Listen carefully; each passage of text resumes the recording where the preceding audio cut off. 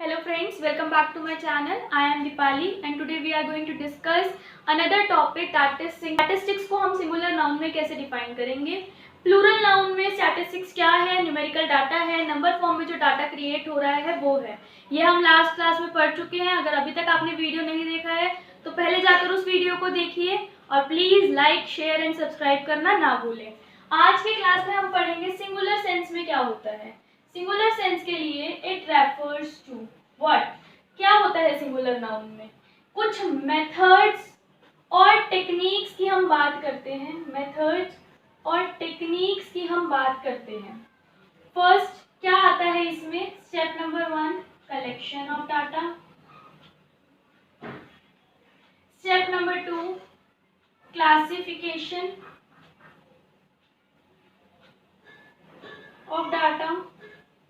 Step number 3 presentation of data.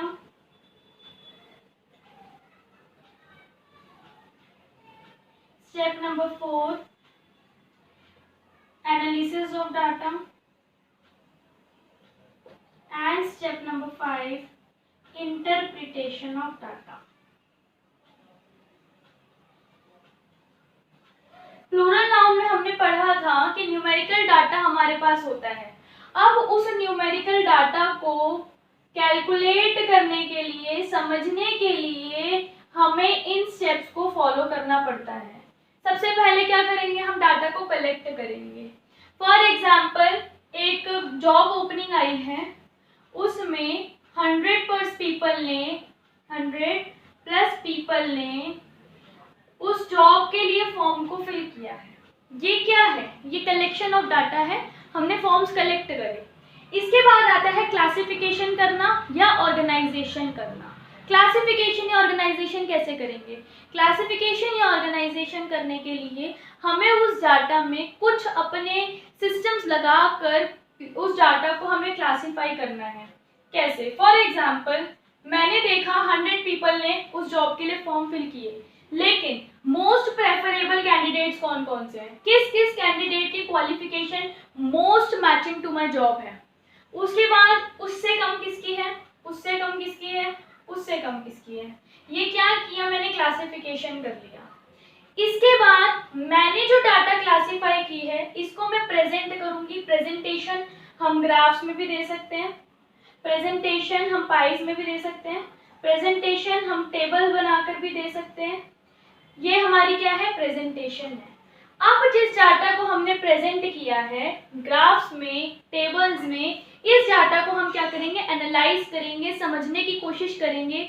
इसमें average निकाल सकते हैं, हम परसेंट निकाल सकते हैं, या कौन से कितने कैंडिडेट मोस्ट फेवरेबल हैं, लेकिन हमारी जॉब में रिक्वायरमेंट कितने कैंडिडेट्स की है, उसके अकॉर्डिंग मैं इस डाटा में रिलेशनशिप फाइंड कर सकती हूँ.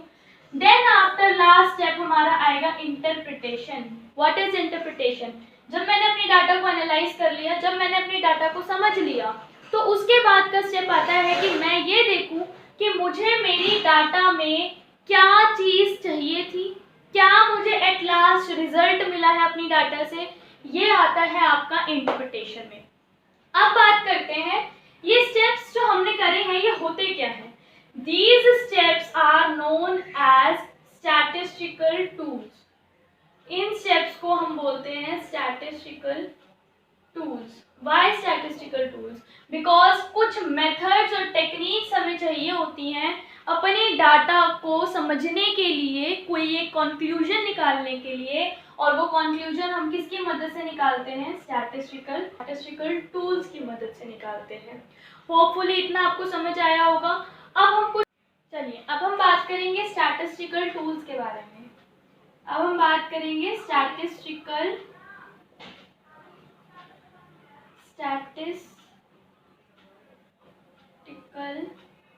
टूल्स के बारे में. What is statistical tools. हमने पढ़ा collection, number 2 classification, number 3 presentation,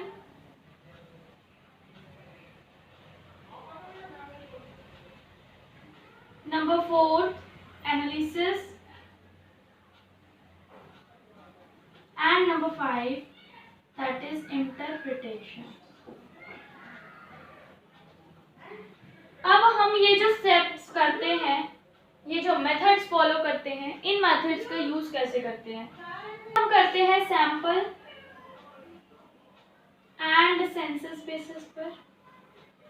classification के लिए हम टेली मार्क्स का यूज कर सकते हैं, ठीक है।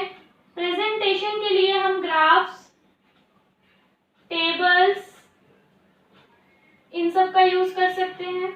एनालिसिस करने के लिए आप अपनी डाटा रिलेशन निकालना चाह रहे हैं, रिलेशनशिप फाइंड कर सकते हैं हम अपने डाटा में, या हम अपने डाटा की परसेंटेजेस निकाल सकते हैं, या एवरेजेस निकाल सकते हैं। ये होता है इंटरप्रिटेशन में फाइनल रिजल्ट निकलता है। You can say that is final result. जो भी आप अपने डाटा में रिलेशन ढूंढ रहे थे या एवरेज निकाल रहे थे, ये सब क्या है? इंटरप्रिटेशन है। होपफुली आप लोगों को समझ आया होगा। एक छोटा सा रिकैप ले लेते हैं। कलेक्शन में हम सैंपल या सेंसस या फिर इसमें आ सकते हैं। प्रेस क्लासिफिकेशन करने के लिए आप टेली मार्क्स भी लगा सकते हैं, या आप अपनी डाटा में ये देख सकते हैं, इस पे डाटा ले रहे हो तो आप अपने डाटा को अकॉर्डिंग टू प्रेफरेंसेस कलेक्ट कर सकते हो। प्रेजेंटेशन में आप अपने डाटा को ग्राफ्स में, टेबल्स में, पाई चार्ट्स में शो कर सकते हैं। एनालिसिस में हम अपने डाटा में किस चीज को ढूंढना चाह रहे हैं, क्यों हमने ये स्टेप्स करे हैं, इसलिए कि हमें या तो एवरेज मिले, या परसेंटेज फाइंड कर सके, या रिलेशनशिप निकाल सके, तो हम एनालिसिस में ये देखते हैं। लास्ट इंटरप्रिटेशन में हम अपने डाटा का फाइनल रिजल्ट निकालते हैं।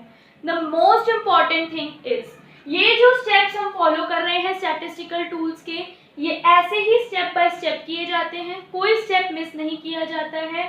एनालिसिस में आपका मीन, मीडियन एंड मोड भी निकलता है, ये भी एनालिसिस का ही पार्ट होता है। उसके बेसिस पर हम डाटा को इंटरप्रेट करते हैं, ये हम आगे की क्लासेस में कवर करेंगे। इसके अलावा कोई भी स्टेप अगर हम मिस कर देते हैं तो हमारे डाटा का एक्यूरेट रिजल्ट हमें नहीं मिलता है। आज की क्लास में इतना ही। होपफुली आपको क्लास समझ आई होगी। अगर समझ आई है तो प्लीज़ लाइक कीजिए, शेयर कीजिए अपने फ्रेंड्स के साथ, चैनल को सब्सक्राइब कीजिए एंड बेल आइकन को प्रेस करना ना भूलें। Thank you.